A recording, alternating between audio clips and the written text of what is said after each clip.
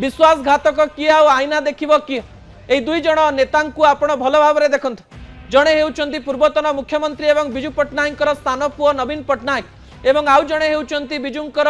अनुगत बिजू बाबू पाखरे काम करिथिबा एवं बिजू बाबूंकर अत्यंत निकटतर विजय महापात्र एवं नवीन बाबूंकर शत्रुता एबेर नुहे 2000 मसीह 2024 मसीहा गोटे लंबा समय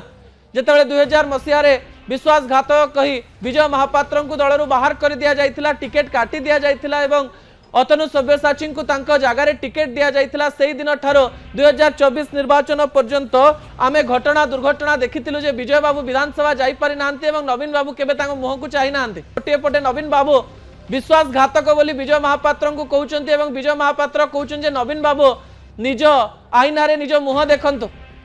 एवं से विजू बाबू कौन करिसंती एवं कौन करबा पई जाउचंती ता उपरे प्रश्न उठैथिले एवं ये आरोप प्रत्यारोप राज्य राजनीति एक नुआ चित्र सामना को आनीला जो विजय महापात्र 2024 मसीह निज पुओं को नवीन पट्टनायक पाखक छाड़ी तापरे हठात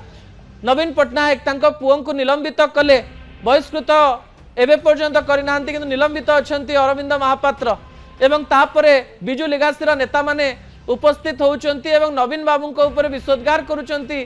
एवं नवीन बाबू आज बापा श्राद्ध उत्सव यही नेता मान टार्गेट करुचंती राजनीतिर विचित्र चित्र दर्शक